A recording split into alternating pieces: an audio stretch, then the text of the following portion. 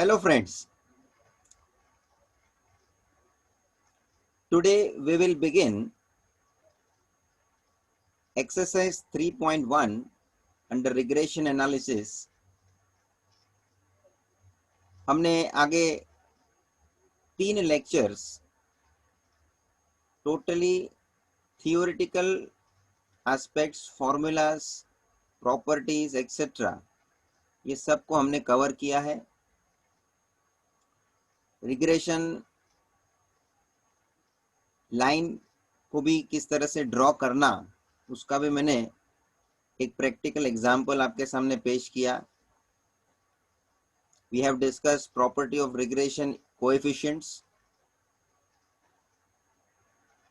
We have discussed properties of regression equations. And in the initial lecture, we have seen the list of formulas which we have to now apply while solving these questions. Students, you need to understand which formula we need to apply for a specific type of question, because there are many formulas and you have to select specific formula to solve the question as per what they are asking. So ये हमें पता चलना चाहिए कि कौन सा formula यहाँ लागू होना है। कुछ आइडिया मैं भी बताऊंगा क्योंकि कुछ क्वेश्चन में कुछ ऐसे पॉइंट्स हैं जो as a hint I can give you so that you can also decide and you can also understand how this formula we are applying. Formula का पूरा हिसाब मैंने आपको बताया हुआ है, उसको आपको याद रखना ही है।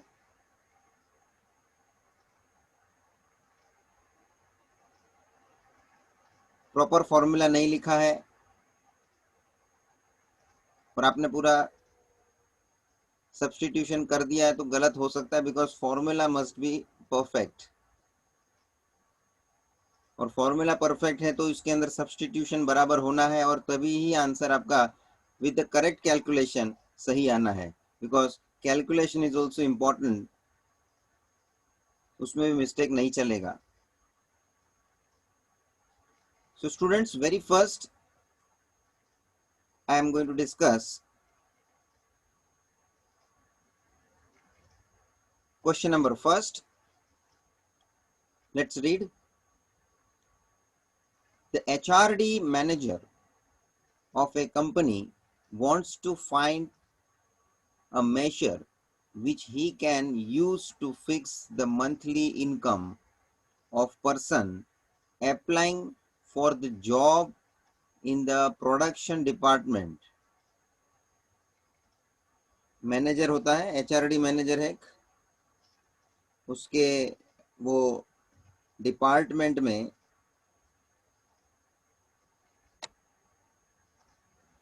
एक आदमी जो है एम्प्लॉई, उसकी मंथली इनकम फिक्स करना चाहता है।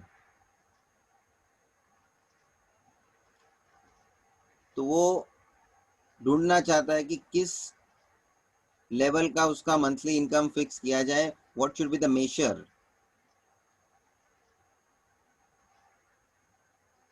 As an experimental project, he collected data of 7 persons from that department referring to years of services and their monthly incomes. तो अब वो क्या कर रहा है कि वो जो नए एम्प्लॉय की इनकम को उसको नक्की करना है, उसके लिए वो पास्ट डेटा, मतलब कि जो अभी फिलहाल एग्जिस्टिंग एम्प्लॉय जो काम कर रहे हैं, जो अवेलेबल डेटा है उसको उसने सामने रखा है। देखो नीचे टेबल दिया है, ईयर्स एंड मंथली इनकम। तो जो 11 साल काम किया है, ईयर्स जो एक्स दिया हुआ है, और monthly income which is given in terms of Y, it is in thousands of rupees. So जो 11 साल का सर्विस अभी कर चुके हैं उनकी इनकम 10,000 है। जो 7 साल का सर्विस कर रहे हैं उनका सैलरी या इनकम 8,000 है। आप समझ रहे हैं मैं किस तरह से डेटा को रीड कर रहा हूँ। जिनकी सर्विस 9 साल की हुई है उन लोगों की सैलरी 6,000 का है। तो अब इस तरह से जो इंफॉर्मेशन आपको जो दिया है ये अवेलेबल डेटा है एक्स और वाई का। Simply if you can say X और वाई, और X is taken as years and y is taken as monthly income in thousands of rupees. This is specifically we have taken. So x और y एक notation जरूरी है, वो हम लेके consider करके आगे बढ़ते हैं। डेटा को भी मैंने आपको एक्सप्लेन किया किस बैकग्राउंड का आपको डेटा अवेलेबल किया है, that you can understand. Now what is to be find, नीचे देखो number 1, find the regression equation of income on years of services. Income on years of services. Now what was the income? Income was y. तो इसका मतलब है y on years of services के लिए x है, so y on x। तो simply इसका मतलब हो गया रिग्रेशन इक्वेशन जो हमें फाइंड करना है वो कौन सा वाला फाइंड करना है, y on x। Income on years of service y on x, income की जगह y, ईयर्स ऑफ सर्विस के जगह पे x, so y on x बैठता है। चलो तो regression equation y on x ढूंढना है, ये पक्का हो गया फर्स्ट क्वेश्चन। सेकंड में क्या पूछा है, what initial start would you recommend for a person applying for the job after having served in the similar capacity in another company for 13 years? देखो समझो कोई एक एम्प्लॉय है, वो दूसरे कंपनी से काम करके यहाँ आया हुआ है, समझ लीजिए वहां उसने अपनी जॉब छोड़ दी है, मगर वो आगे जो कंपनी में काम करता था वो 13 साल तक उसने काम किया है। तो अब ये नई कंपनी में जो जुड़ रहा है तो ये मैनेजर को ये 13 साल के उसके एक्सपीरियंस के हिसाब से वो आदमी का, वो एम्प्लॉय का कितना इनकम उसको देना चाहिए, what should be his income if he has worked for 13 years, or you may say he has experience of 13 years, so what should be the income? तो इनकम ढूंढना है, years मतलब x दिया है, y क्वेश्चन मार्क मतलब कि income, तो y ढूंढना है, x 13 दिया है। सोच लेना बराबर, मेरा थियोरी का लेक्चर से इसको बराबर आपको मालूम पड़ेगा कि अपने को क्या ढूंढना है, क्या दिया है, y ढूंढना है, x दिया है, y ऑन x के अंदर इसको सब्सटीट्यूट करना पड़ेगा, तो उसके लिए y ऑन x इक्वेशन चाहिए। तो y ऑन x इक्वेशन ऊपर हमने बनाना ही है, ऐसे भी बोला है। जो नहीं पहला क्वेश्चन नहीं भी बोला रहता ना स्टूडेंट्स, तो ये दूसरे में वो पहला इंक्लूड हो जाना था। क्यों? क्योंकि नीचे सेकंड क्वेश्चन में क्या ढूंढने के लिए बोला है हमको, y और x दिया है, मतलब हमको कौन सी इक्वेशन की जरूरत पड़ती है, regression equation y on x की जरूरत पड़ती है, और वही तो हमने फर्स्ट में फाइंड कर लिया है। देख लो regression equation y on x, क्योंकि उन्होंने अलग से बोला है इसलिए हमने फर्स्ट वो फाइंड करके रखा होगा, उसी में जस्ट इसको सब्सटीट्यूट कर देना है, खत्म बात। तो आपको y की वैल्यू मिल जाएगी। मगर y on x regression equation पहले ढूंढना पड़ेगा ना भाई, उसके लिए तो ये डेटा तुमको दिया है। शुरू करें? तो चलिए टेबल बनाना है। अभी देखो पहले मैं तो आपको यहाँ बाजू में थोड़ा रिवीजन जैसा मैं फॉर्मूला का आपको रिप्रेजेंटेशन करके रिपीट करना चाहूंगा। तो क्या, एक तो हमको ढूंढना पड़ेगा regression equation y on x, जिसका फॉर्मूला है y minus Y bar is equals to B Y x into x minus x bar. इसके लिए तुमको x बार y बार तो ढूंढना है ही, बी वाई एक्स ये मेन इंपॉर्टेंट ढूंढना है। अब B Y X that is your regression coefficient y on x, उसका फॉर्मूला आपके पास है।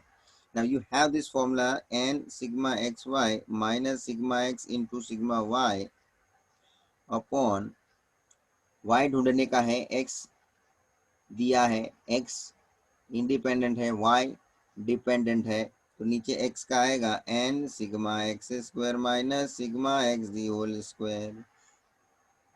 बी वाई एक्स का एक दूसरा भी तो फॉर्मूला है हमारे पास। फॉर्मूला का लिस्ट ध्यान में रखो या सामने रखो, या जो भी आपको याद है तो आप उस हिसाब से सोचो, लेकिन फॉर्मूला सामने चाहिए। इनिशियली स्टार्टिंग में तो खास सामने रखो लिखा हुआ, भले आपको देख के रेफर करना पड़े, मगर एक बात ध्यान रखना, फॉर्मूला का सिलेक्शन करने को आपको आना चाहिए, एक वो मेन इंपॉर्टेंट बात है। और साथ में फॉर्मूला याद करते रहना है आपको। हाँ, क्योंकि फॉर्मूला तो याद रखना ही है, एग्जाम में तो आपको खुद से फॉर्मूला जरूरत पड़ना है। तो मीनवाइल दिस अंडरस्टैंडिंग, जो हम लोग को सिलेक्शन कौन सा फॉर्मूला का चाहिए करके लेने का है, वो भी आपको आना चाहिए और फॉर्मूला भी आना चाहिए, दोनों चीज है, both things are important.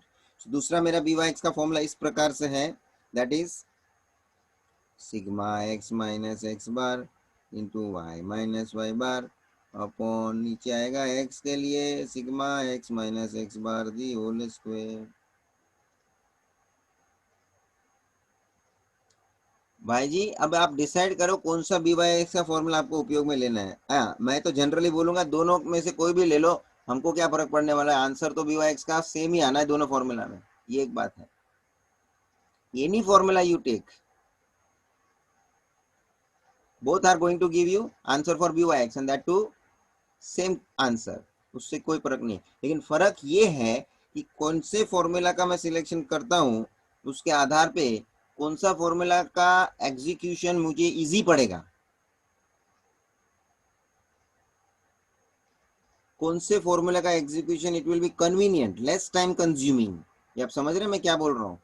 So that formula you must use. बाकी तो मैं इन जनरल बोल दिया, कौन सा भी फॉर्मूला ले लो, बी वाई एक्स मिलना है।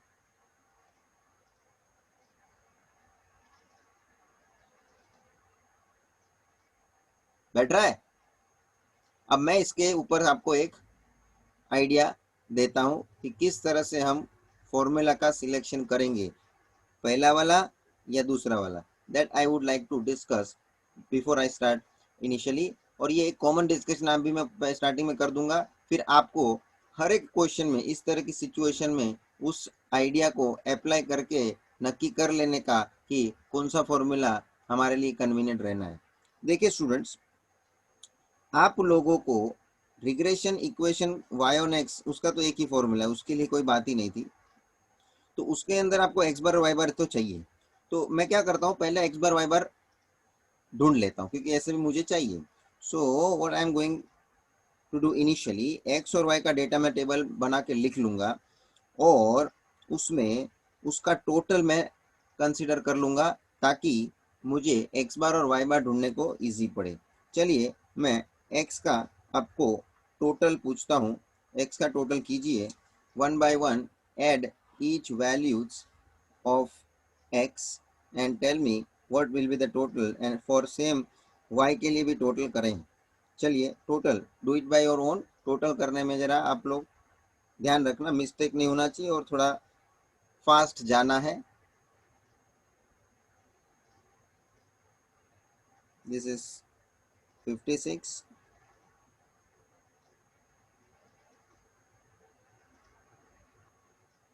This is also 56, very good, दोनों का टोटल सेम है कोइंसिडेंटली। अब देखो मैं नीचे एन मतलब कितना डेटा हमको दिया है, 1 2 3 4 5 6 7, एन इज इक्वल टू 7, और मैं है ना यहाँ एक्स बार का कैलकुलेशन करता हूँ, sigma x upon n, mean का फॉर्मूला ये आपको सबको मालूम है, that is 56 upon 7, that is 8, and so as for y bar sigma y upon n 56 upon 7, that is also going to be 8। अब देखो ये आंसर जो आया, ये तो 56 upon 7, 7 से एग्जैक्ट ये डिविजिबल था 56 और एग्जैक्ट आंसर 8 आ गया, होल नंबर आ गया, पॉइंट में आया नहीं है। ध्यान से सुनना मैं जो बोल रहा हूँ। तो क्या करने का है, तो कि जो मैंने दो फॉर्मूला लिख के बताया आपको, बी वाई एक्स ढूंढना तो है ही, whether you use this formula और दिस फॉर्मूला, तो what should be the convenient formula, तो कि जो एक्स बार और वाई बार का आंसर होल नंबर परफेक्ट आ जाता है, पॉइंट में नहीं आता है, फ्रैक्शनल वैल्यू नहीं आता है, तो ये फॉर्मूला सेकेंड वाला जो है वो बेटर होना है, क्योंकि x में से x बार को क्या करना है मुझे यहाँ माइनस, y में से क्या करना है y बार को माइनस, तो माइनस इजीली हम कर सकते हैं। पॉइंट में आंसर आता ना वो मीन का, तो माइनस कर तो सकते हैं लेकिन बहुत टाइम कंज्यूमिंग होता, बराबर है। तो यहाँ ये फॉर्मूला यूज करना बहुत कन्वीनियंट मैं मानूंगा, नो डाउट।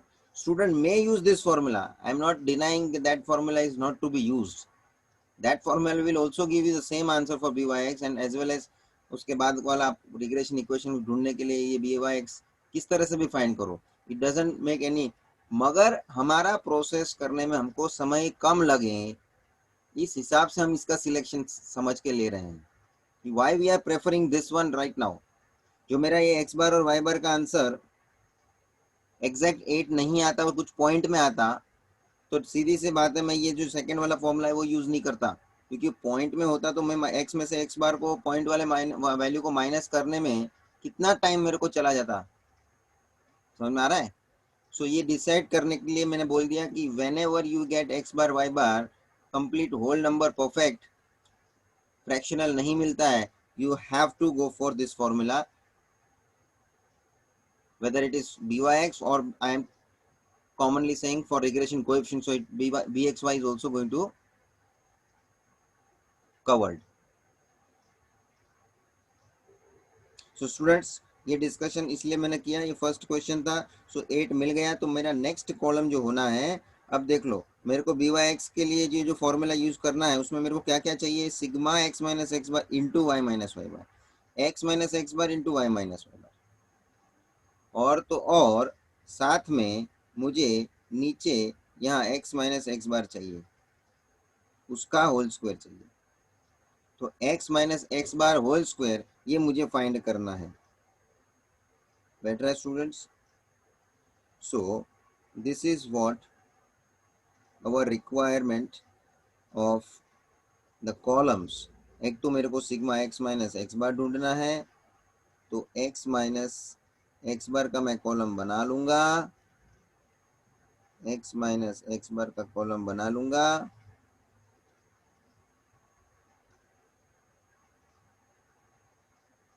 और this is what x minus 8, उसके जगह पे x बार का वैल्यू सब्स्टिट्यूट कर दिया। नेक्स्ट कॉलम जो है मुझे जो है y माइनस वाई बार की ज़रूरत है क्या, क्योंकि इसमें तो मेरे को y माइनस वाई बार की ज़रूरत नहीं है, sigma x minus x bar whole square की ज़रूरत है। तो होल स्क्वायर के लिए एक कॉलम बनाना है, तो इस तरह से होल स्क्वायर दिखा दो, that is x minus x bar the whole square. तो इसी कॉलम की जो आंसर्स मिलेंगे ना उसका स्क्वायर कर देने का है। And the next column I am going to prepare x minus x bar into Y minus Y bar, जो चाहिए है ना, देखो ना न्यूमरेटर में क्या चाहिए, सिग्मा मतलब टोटल, वो तो कॉलम का टोटल होगा, वो सिग्मा है। कॉलम किस चीज के लिए बना रहे हैं आप, x minus x bar into Y minus Y bar, so I need x minus x bar into y minus y bar, this column that is I have made। अच्छा अभी देखो मेरा इंटेंशन आपको क्लियर कट बताना है कि you never remember how many columns we have to prepare, ऐसा कोई याद नहीं रखने का, जैसी हमारी रिक्वायरमेंट उस प्रकार से कॉलम बनाते जाना है। आप समझ रहे मैं क्या बोल रहा हूँ। So you decide what is our requirement at that particular question, क्योंकि हर एक क्वेश्चन में कोई ऐसी जरूरी बात नहीं है कि एक ही हिसाब से हमारे को रिक्वायरमेंट होगी। कुछ क्वेश्चन आपको कुछ ढूंढने के लिए बोलेगा, कुछ दूसरा चीज बोलेगा ढूंढने को, तो हमारे को जो ढूंढना है उसके लिए जो फॉर्मूला यूज होना है, उस फॉर्मूला में जो वैल्यूज हमको सब्स्टिट्यूट करना है, that value we have to consider from the table, and from that table मतलब जो कॉलम आपको बनानी पड़ेगी उस हिसाब से आपको सोचना पड़ेगा। इसलिए मैं ये आपको इंसिस्ट करूंगा कि क्वेश्चन में से नक्की करने का कि which column you have to prepare.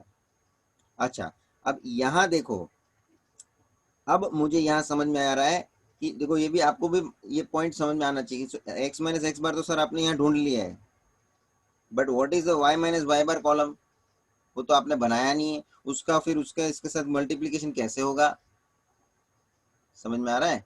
So what we will do, we are going to consider y minus y bar finally, क्योंकि y माइनस वाई बार मेरे को एक्चुअली नहीं चाहिए, लेकिन इसके लिए मल्टीप्लीकेशन के लिए तो चाहिए कि नहीं। ठीक है, तो आप एक काम करो, इसका आप ऑर्डर भी चेंज कर सकते हो। आपको जो भी कॉलम पहले बाद में बनानी हो अब आप करो, वांदा नहीं है, बट वो कॉलम होनी चाहिए। दिस इज नॉट रिक्वायर्ड कि वो ही ऑर्डर में वो कॉलम बननी चाहिए। It is not like that. वो कॉलम की रिक्वायरमेंट है, वो कॉलम होनी चाहिए, इन शॉर्ट होनी चाहिए। वो पहले हो बाद में हो, it doesn't make any sense, क्योंकि अल्टीमेटली हमने कॉलम बना ली है, उसका टोटल हमको जो चाहिए था वो हमने ढूंढ लिया है। सो वेरी इंपॉर्टेंट, जिसका जिसका टोटल चाहिए उसका ही टोटल करने का। एक बात ये भी ध्यान रखना कि y माइनस वाई बार का कॉलम इसलिए चाहिए था क्योंकि इसको इसके एक्स बार एक्स माइनस एक्स बार के साथ उसको क्या करवाना है, हमें मल्टीप्लाई करवाना है। We don't require sigma as y minus y bar anywhere in the formula C, because we are only concentrating for the value of y minus y bar. Are you getting? So it is very very important to decide which column we have to prepare and total किसका चाहिए। चलिए students, तो हम ये y minus Y bar का column यहाँ पे भी बना सकते थे स्टार्टिंग में। Now that you have to decide which column you require and which column you are making in order, that is different story. But y minus y bar, that is y minus 8 you have to prepare, जिसका हमें ज़रूरत पड़ना है। So let me first prepare x minus x bar. अब देखो x minus x बार आपने नीचे ढूंढा था, वो 8 मैंने लिख के रखा है। सभी x की वैल्यू में से 8 को माइनस करते जाओ। So first 11 minus 8, that is 3, 7 minus 8 minus 1, 9 minus 8 1, 5 minus 8 minus 3, 8 minus 8 0, 6 minus 8 minus 2, 10 minus 8 plus 2। और यही सब वैल्यू का हमको स्क्वायर चाहिए। तो नेक्स्ट कॉलम देखो, sigma x minus x bar whole square, that is required. So each value of x minus x bar what you have obtained उसका square करके लेना है।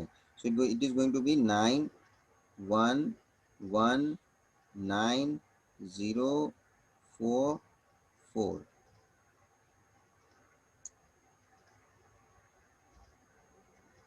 समझ में आया? अभी मुझे बनाना है y माइनस वाई बार, y माइनस वाई बार। तो नेक्स्ट y माइनस वाई बार के लिए देख लो, y में से सबकी वैल्यू में से y बार मतलब 8 को माइनस करना है। 10 minus 8 2, 8 minus 8 0, 6 minus 8 minus 2, 5 minus 8 minus 3, that is next one is 9 minus 8, this is 1, 7 minus 8 minus 1, and 11 minus 8 going to be 3. And this y minus y bar you required for this particular column where there is multiplication of x minus x bar and y minus y bar. So x minus x bar into y minus y bar। चलिए ये दोनों column अब आपको दिख रहा है, उसका multiplication करके यहाँ वैल्यू लिखनी है। 3 into 2, this is going to be 6, minus 1 into 0 0, 1 इंटू minus 2 minus 2, minus 3 into minus 3 plus 9, 0 into anything 0, minus 2 into minus 1 plus 2, and 2 into 3 this is 6। अब जरा सोचने का है, अपने फॉर्मूला के अंदर sigma x minus x bar into Y minus Y bar, ये पूरे का टोटल चाहिए सिग्मा, और नीचे डिनोमिनेटर में x minus x bar whole square का टोटल चाहिए, बाकी किसका टोटल नहीं चाहिए। तो देखो मैं एक तो ये कॉलम का टोटल करूंगा और एक तो ये कॉलम का टोटल करूंगा। समझ में आया? जिसका टोटल चाहिए उसी का करने का, अननेसेसरी टोटल करने में अपने को समय बर्बाद करने की ज़रूरत नहीं है. So what we are going to do, total this x minus x bar whole square column,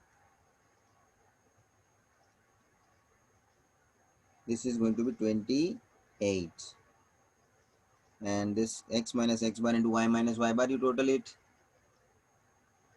देखो ऐसा मैं बोलता हूँ, -2 +2 तो कैंसिल होना है ना, तो you can avoid that, and rest other value you have, you can total it.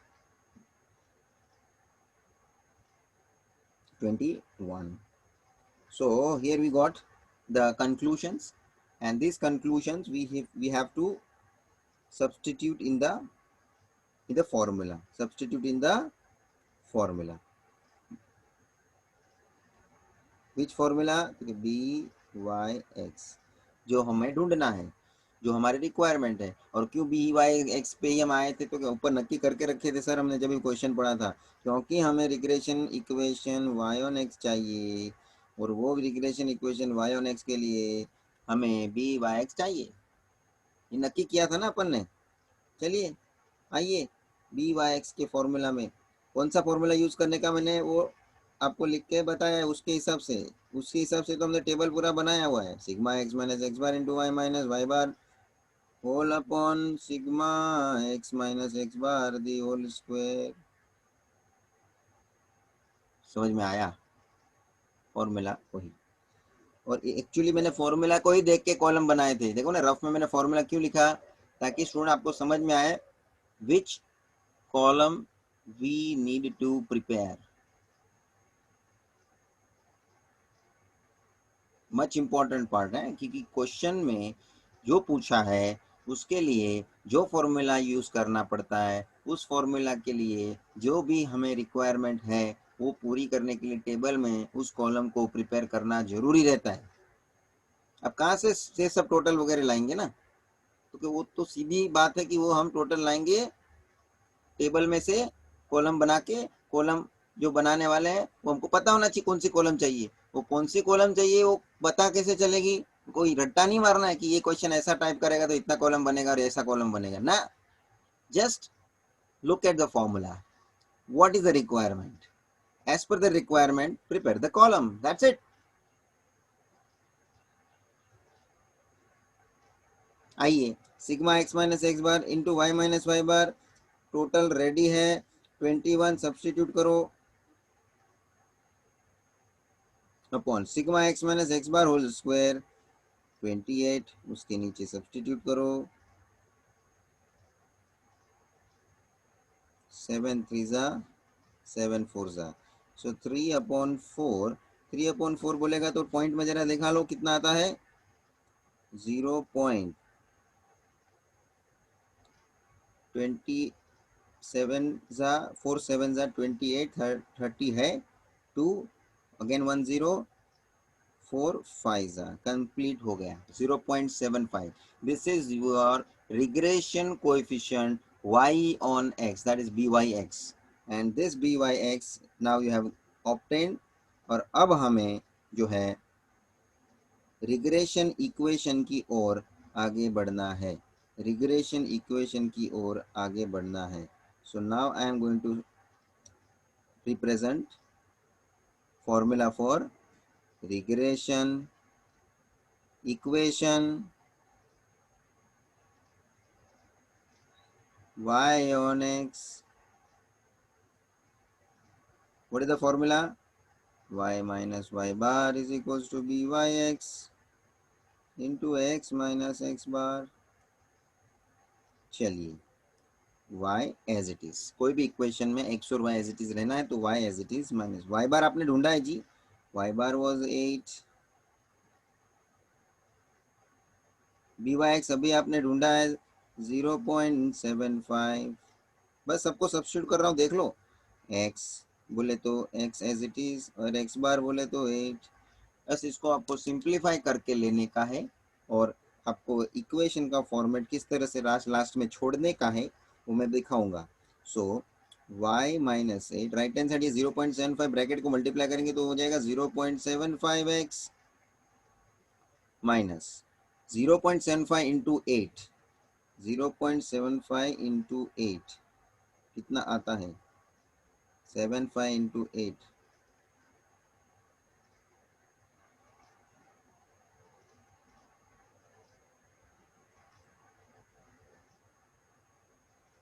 So 75 into 8 क्या था? 600. ये 600 जो आया है अपॉन में 100 रहेगा, क्योंकि मैंने 0.75 का 2 डिजिट हटा दिया है, तो अपॉन में 100 आएगा, और अपॉन में 100 के 2 डिजिट 0, और ये 2 जीरोस कैंसिल हो जाएगा, तो 0.75 into 8 is going to be 6, going to be 6. And now you have to further consider y is equals to 0.75x, 8 को इधर ले लो, plus 8 minus 6, therefore y is equals to 0.75x plus 2. This is your regression equation y on x. पहला answer ready हो गया. Regression equation y on x is ready. अब students मैं second question की ओर आगे बढ़ता हूँ, जिसके अंदर हमें एस्टिमेशन पूछा है, what should be the income of a person कि जिसका 13 साल का जॉब का एक एक्सपीरियंस हुआ है. So he has served for 13 years and now he is coming in this particular company, and what should be the expected you can say the income of this particular person who had worked for 13 years in this same industry. So वो expectation रखेगा. सो अब हमारा जो है ये तो first question regression equation y on x निकल गया है. सेकेंड में जो ढूंढना है when x is equals to 13, y is equals to question mark, put x is equals to 13 in regression equation y on x. चलिए, तो y is equals to 0.75 into 13 plus 2. therefore y is equals to 0.75 into 13 rough में करना पड़ेगा.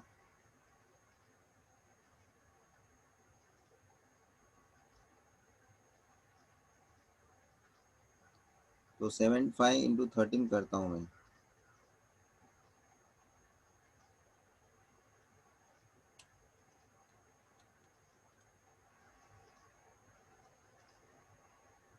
975, और उसके point के पहले 2 digit, point के बाद 2 डिजिट लगने चाहिए, मतलब 2 digit before.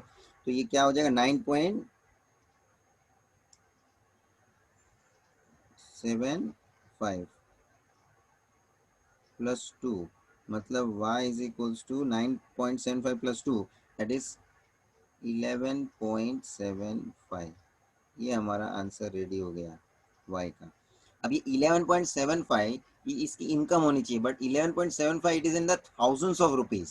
So therefore we can say, therefore y should be, you can write in a statement only, wherefore income of that person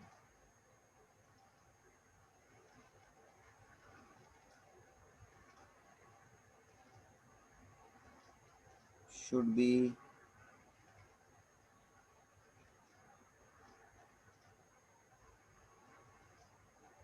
question में हमको क्या लिख के दिया है वो शब्द यूज करना है तो करो. Recommended, should be recommended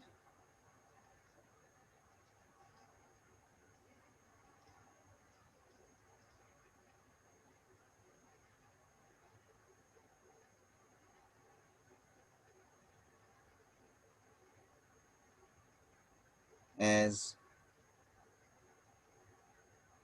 rupees 11.75 into 1000,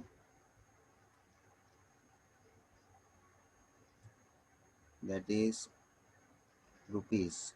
अभी देखो पॉइंट के बाद 75 है, उसका पॉइंट निकालोगे नीचे 2 जीरो जाएंगे, वो 2 जीरो उससे कैंसिल हो जाएगा, सो एक जीरो बचेगा. सो 11750, that is 11,750. This should be the answer.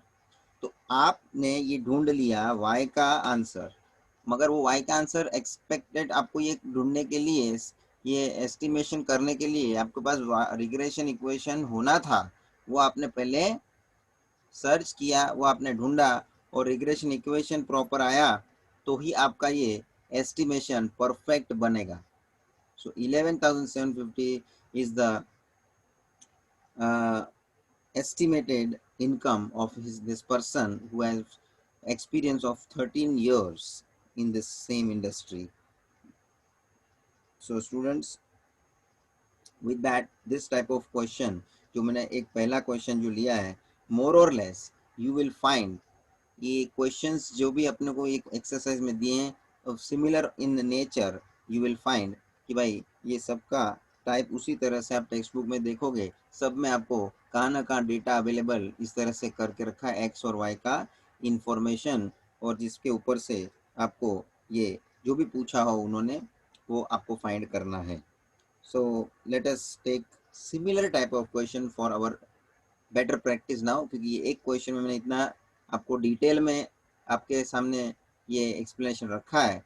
Now little bit you can have fluency and we can solve next question, question number second. आइए चलिए question number second, that is calculate the regression equation x on y and y on x from the following data. देखो इस question में आपको खाली equation ढूंढ के लेने के लिए बोला है.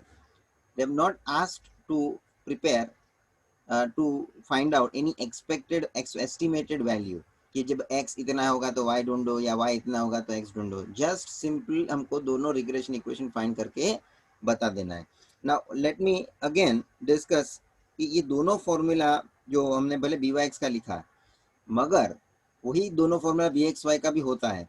तो मैं आपको पूछता हूं कि अब कौन से दो फॉर्मूले में से कौन सा वाला फॉर्मूला आपको सिलेक्ट करना है, तो वो डिपेंड करेगा. अभी आपके सामने जो ये मीन का आंसर जो है पॉइंट में नहीं आता है उस पर डिपेंड करेगा. तो late me first in the table x और वाई का मेरे को टोटल बताओ, ताकि मैं पहले मीन की वैल्यू को कंपेयर करता हूँ, मीन के वैल्यू के आधार पर नक्की करता हूँ. सो एक्स का टोटल कितना आएगा,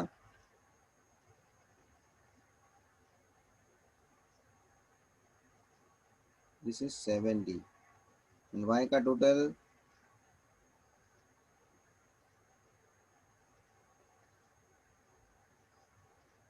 दिस इज 40.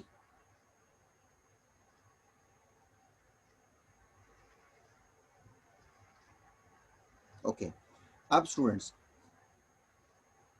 एन कितना है, number of data 1 2 3 4 5, n is equals to 5. और अब आप देखो एक्स बार और वाई बार ढूंढ के,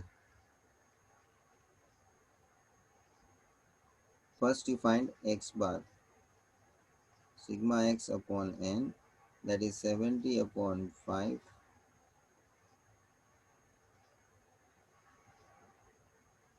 14 एग्जैक्ट मिल रहा है. और y बार क्या क्या पोजीशन है देख लो, सिग्मा y अपॉन एन, ये भी एग्जैक्ट मिलेगा, 40 अपॉन 5. खत्म हो गई स्टोरी.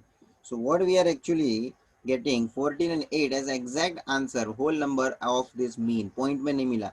तो हमें कन्वीनियंट होगा ये जो सेकेंड वाला फॉर्मूला है उसी पे हम कॉन्सेंट्रेट करेंगे. And for that purpose now I required both the regression equation in this question. So I want column x minus x bar और उसका स्क्वायर चाहिए. So x minus x bar whole square, for y minus y bar चाहिए और उसका भी whole square, y minus y bar whole square चाहिए. और last में x minus x bar into y minus y bar ये चाहिए. Now you got x minus x bar आपको मालूम है 14.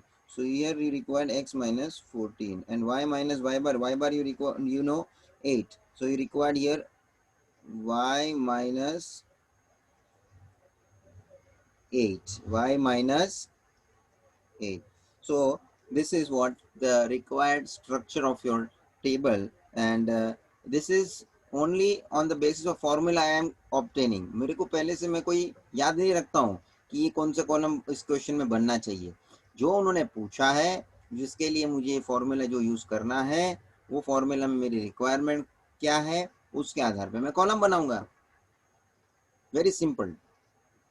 Fine. x minus x bar 10 minus 14, this is minus 4, this is minus 2 minus 1, this is 17 minus 14, this is 3, 18 minus 14, this is 4.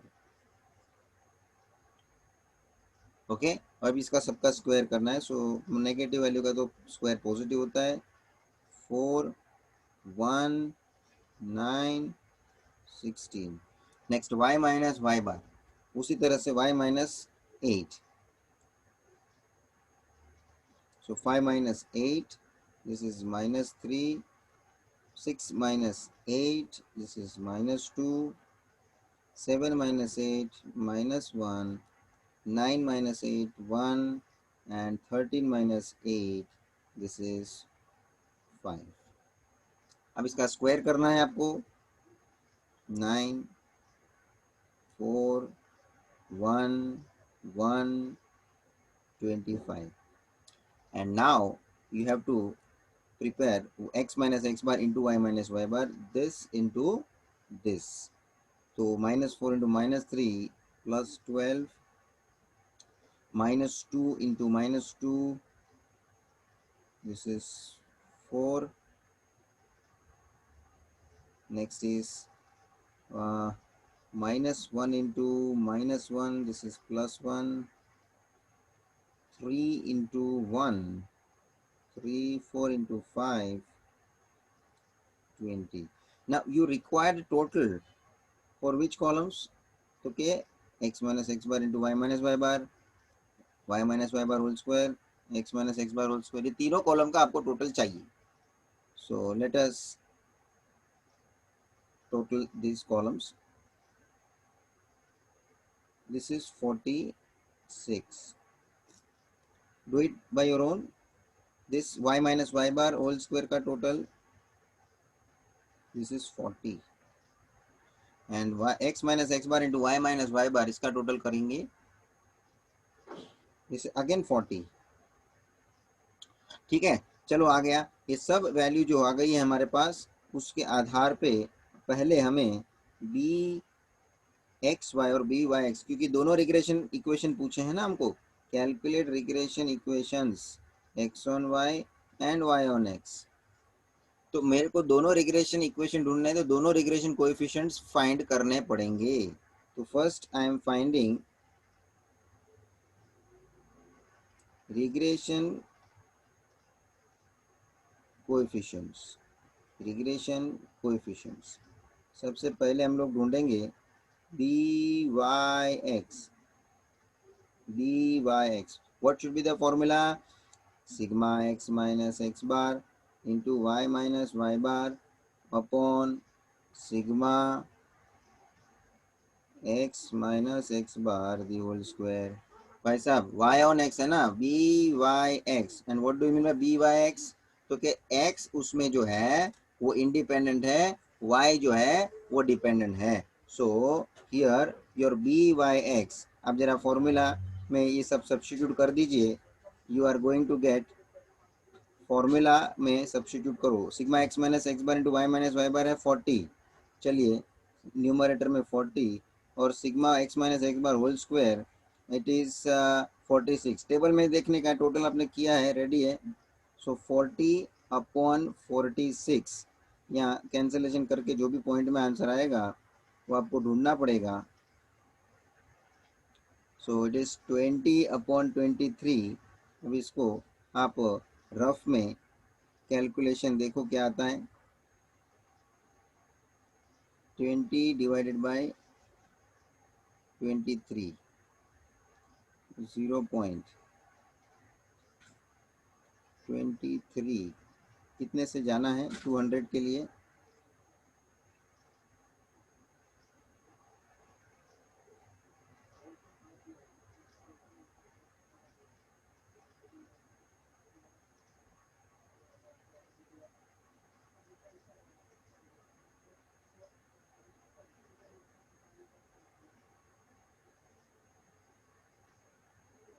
8 जा 184 6 this is 16 160 के लिए देखने का है अभी 23 6 जा देखेंगे अगेन 23 7 जा चेक करो 116 बढ़ जाता है ना तो इट इज 6 जा इट इज 6 जा और 138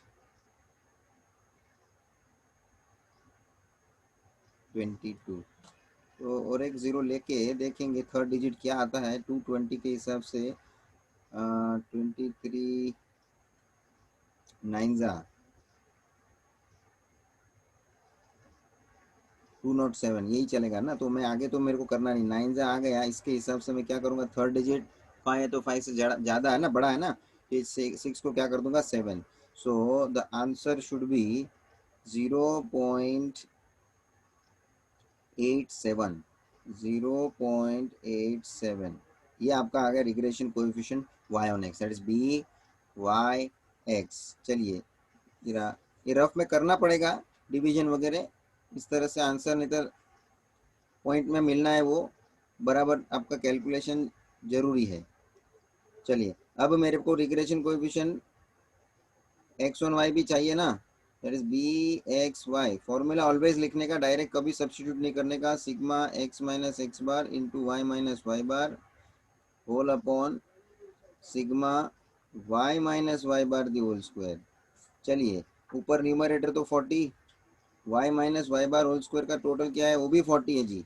देखो भाई ये भी 40 है so it is going to come 1 इसका आंसर आ गया 1 चलिए अब b x y b Y x दोनों कोएफिशिएंट्स रेडी है बारी बारी से अब आप दोनों रिग्रेशन इक्वेशंस को ढूंढेंगे तो सबसे पहले हम regression equation y on x ढूंढते हैं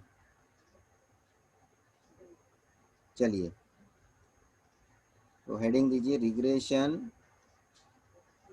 इक्वेशंस तो भाई रिग्रेशन इक्वेशन में पहला इक्वेशन क्योंकि regression equation y on x चलिए फॉर्मूला लिखने का what is the formula y minus Y bar is equal to B Y x into x minus x bar चलिए तो y माइनस वाई बार तो y तो as it is रहेगा equation में y और x की वैल्यू तो as it is रहनी है y बार क्या है जी तो आपने ढूंढा है 8 b Y x 0.87 0.87 into x minus x bar है भाई जी 14 चलिए आइए कैलकुलेशन के माहौल में y minus 8 is equal to 0.87 bracket open करिए माइनस ए भाई 87 0.87 इंटू 14 पहले 87 इंटू 14 करें ना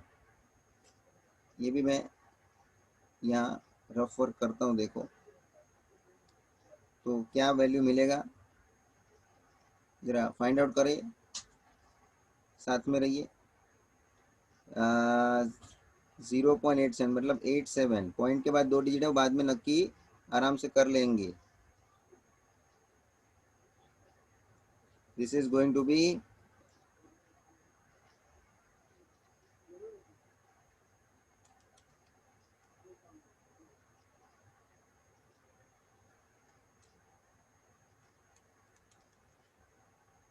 सो दिस इज 14 के टेबल से निकाल के बराबर मल्टीप्लाई करो फटाफट तो ये मिलता है 1218 1218 तो ये रिग्रेशन इक्वेशन y और नेक्स्ट तो y इज इक्वल टू अपने को बाकी के सब राइट हैंड साइड में छोड़ देने का सो 0.87x और यहाँ देखो पॉइंट 2 डिजिट पहले है ना सो पहले तो ये 8 इधर आ गया प्लस 8 हो गया माइनस 12.18 तो आइए 12.18 उसमें से ये 8 को माइनस करने का है 8 मतलब 8.00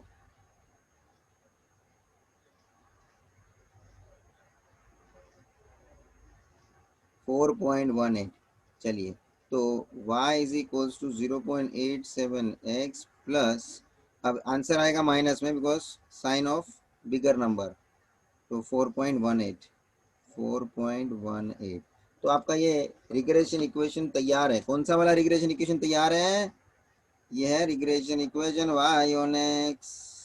चलिए, regression equation y on x तैयार है। अब साथ में आइए regression equation x on y number 2।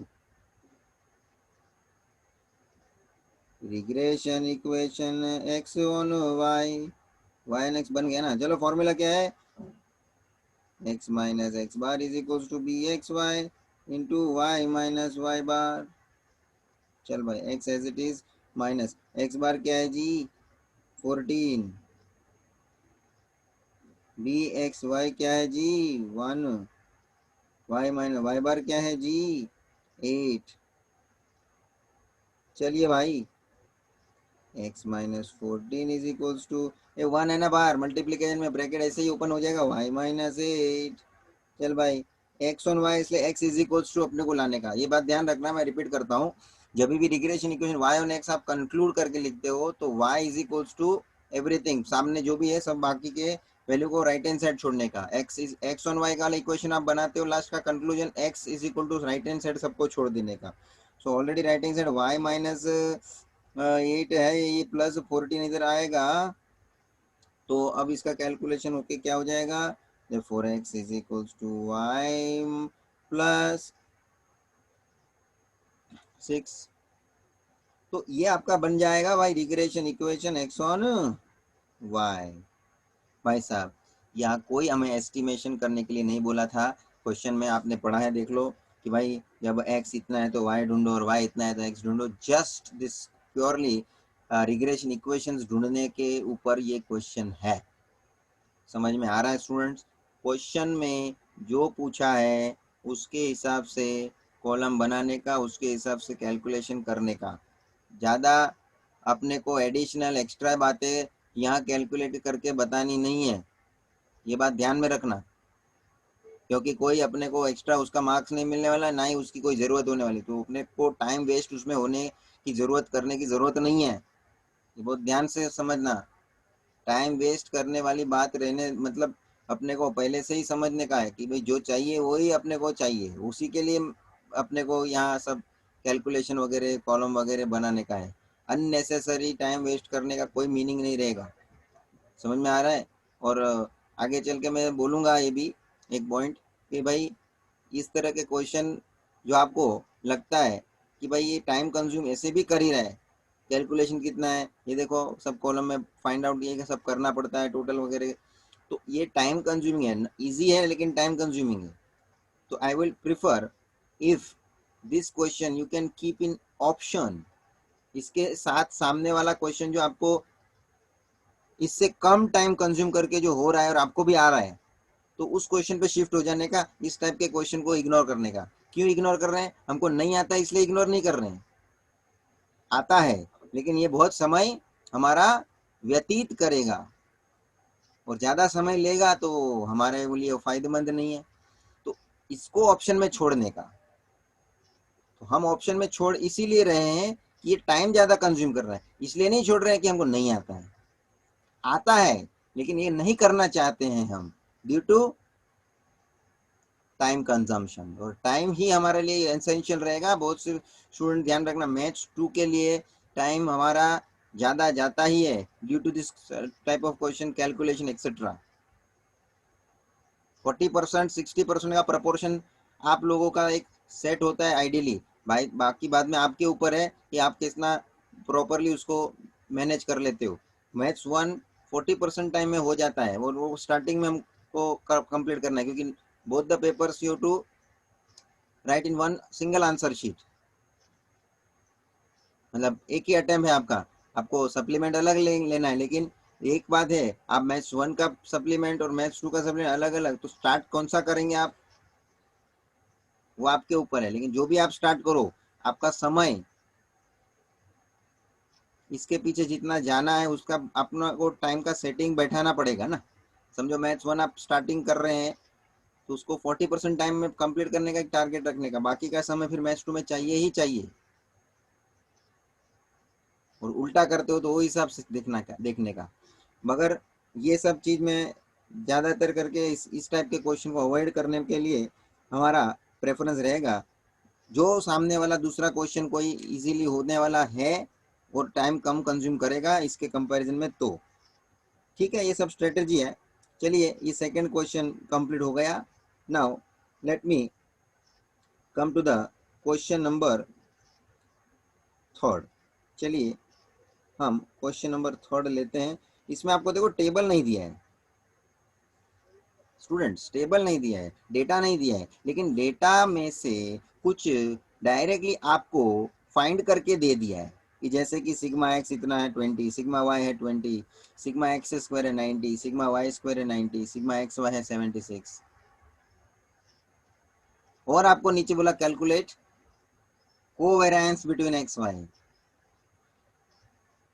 B Y x, b x y और r correlation coefficient. B Y x and b x y they are the regression coefficient, r is correlation coefficient. ये भी अपने को ऊपर बोला है for a certain bivariate data on 5 pairs of observations, मतलब n is equals to 5। तो चलिए सॉल्यूशन में हम शुरुआत करते हैं गिवन से।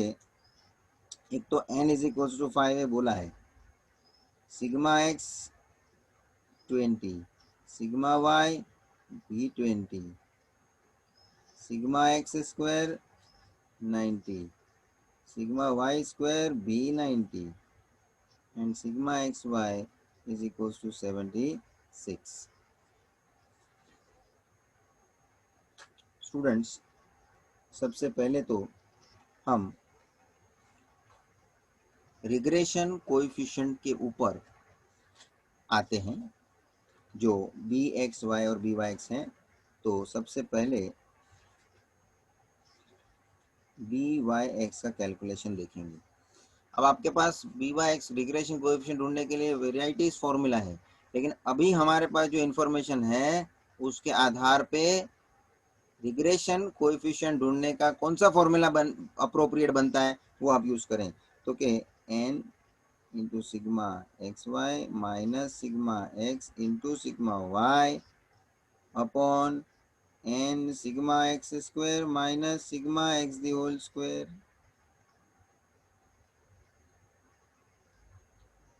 चलिए सब्स्टिट्यूट करके सॉल्व ही करना है। Sigma x y 76, sigma x 20, sigma y भी 20, n into sigma x square, that is 5 into 90 minus sigma x the whole square, sigma x the whole square 20 the whole square। तो क्या आ जाएगा भाई, 5 into 76,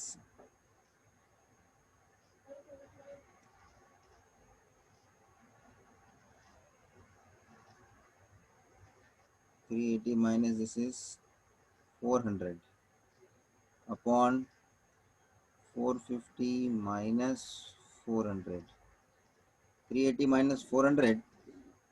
ये देखो ऊपर माइनस में जा रहा है वैल्यू और नीचे आपका ये 50, इसका मतलब है d y x is negative 2/5 करके ले लीजिए, कितना आता है आपका, दैट इज नेगेटिव 0.4। चलिए उसी तरह से फॉर्मूला जो है बी एक्स वाई का हम इस्तेमाल करेंगे। न्यूमरेटर तो सेम है, n into sigma x y minus sigma x into sigma y whole upon n into sigma y square minus sigma y the whole square.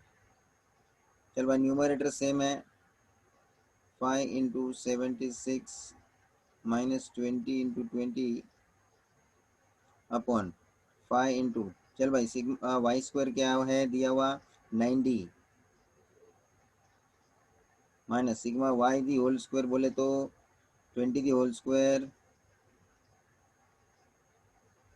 अब एक बात ध्यान रखो, थियोरी की बात करूं तो रिग्रेशन कोएफिशिएंट के दोनों, रिग्रेशन कोएफिशिएंट की मैं बात करूं तो दोनों के साइन सेम होते हैं, प्रॉपर्टी में भी देखा है हम। तो अब देखो बी वाई एक्स ऑलरेडी आपने निकाल के बैठे हो, 0.4 माइनस में आया है, तो इसका भी जो भी आंसर आएगा वो भी माइनस में आना है। जो कहीं प्लस में आ गया तो कहाँ ना कहाँ आपका दोनों में से किधर एक में तो गड़बड़ है, क्योंकि दोनों के आंसर या तो पॉजिटिव आने चाहिए या दोनों आंसर्स नेगेटिव आने चाहिए। Regression coefficient must be same in sign. चलिए, ऊपर न्यूमरेटर 380 माइनस 400 ये सब सेम रहेगा upon 450 minus 400. This is again the same, that is you are going to get numerator same minus 20 upon denominator is also same because of the value they have given for sigma x and sigma y is the same, and so as of sigma x square and sigma y square too, these are the same values they have given, so denominator हमारा same आ जाता है और finally answer भी उसका -0.4 बनना है, ये आप देख लीजिए। So d x y b Y x एक आंसर हमारा रिग्रेशन कोएफिशिएंट का ये वाला जो है वो कंप्लीट हुआ है। Now on the basis of this both regression coefficient हमारे पास फॉर्मूला है कोरिलेशन कोएफिशिएंट का, आर का। you know r is the correlation coefficient plus or minus under root bxy into byx। इसके अंदर भी मैंने नोट लिखा है, if both regression coefficient is positive, r is also positive, if both regression coefficients are negative, r is also negative। तो note भी लिखना पड़ता है। तो हमारे को मालूम है कि दोनों रिग्रेशन कोएफिशिएंट नेगेटिव है, तो आर भी नेगेटिव आएगा, इसलिए प्लस और माइनस में से मैंने खाली माइनस लिखा है, देख लो -0.4 इंटू -0.4। चलिए भाई, इधर ये मैं रीज़न लिखूंगा कि माइनस क्यों किया, since both regression coefficients are negative, that's it. और अब इसका फाइनल आंसर अंदर क्या होता है, दैट इज 16/100, और वो भी पॉजिटिव 16/100 है ना, पॉइंट निकाल दूँ तो दोनों के परफेक्ट स्क्वायर रूट है 4/10, स्क्वायर रूट निकल जावे, आंसर -0.4 आवे। This is what are.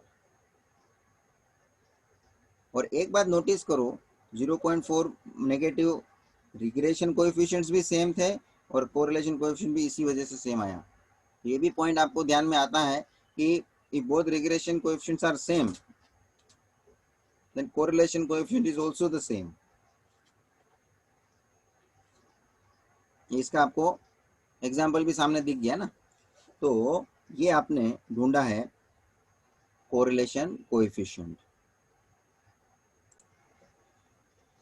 So this is what we got, correlation coefficient। Now one more thing they have asked to find, that is covariance between x y। अब covariance की बात करें तो ये तो है हमारा कोरिलेशन का पार्ट, लेकिन रिग्रेशन में उसको हमने कैरी फॉरवर्ड किया है because it has its utility, जिसको हम बोलते हैं कि कनेक्शन है। So covariance between x y मतलब ये जो है joint variation between x and y, इसके कुछ दो फॉर्मूला हमने थियोरी में भी देखा। तो कि एक फॉर्मूला जो है 1/n into sigma x minus x bar into Y minus Y bar, लेकिन अप्रोप्रिएटली ये फॉर्मूला इधर लागू हो नहीं पाएगा बिकॉज उस तरह का हमारे सामने इंफॉर्मेशन नहीं है। ये जो डेटा अवेलेबल हमको क्वेश्चन में किया है which is not going to be used under this formula. So इसके साथ कोवेरिएंस का एक और फॉर्मूला है, and that formula you have written as sigma xy upon n minus x bar into y bar, x bar into y bar. So this formula particularly we can apply here. दोनों formula सही है, लेकिन formula अभी इस माहौल में जो use होने वाला है वो ये सेकंड वाला है, sigma x y upon n minus x bar into y bar. ये सब जानकारी हमारे को क्वेश्चन में दिया है, जिसमें कि एक्स बार और वाई बार हम ढूंढ लेना है जो उसमें हमारे पास जानकारी है उसके आधार पे, और साथ में ये दूसरे सब इंफॉर्मेशन है वो हम उसको फाइंड आउट करके लिए रेडी है हमारे पास। तो पहले हम एक्स बार और वाई बार ढूंढ लेते हैं, ठीक है। So here x bar will be sigma x upon n के हिसाब से, सिग्मा एक्स अपने को दिया है 20 एंड एन इज 5, तो 20 upon 5 this is 4, and y bar sigma y upon n that is sigma y क्या है, अगेन 20 अपॉन 5 सेम 4। तो अब ये कोवेरिएंस का फॉर्मूला आप जो है लागू कर सकते हैं, बिकॉज एक्स बार वाई बार सब रेडी हो गया है। सो यहाँ मैं इसको कंटिन्यू करूँगा। सिग्मा एक्स वाई क्या है, sigma x y 76 upon n that is 5 minus x bar into y bar 4 into 4, 76 upon 5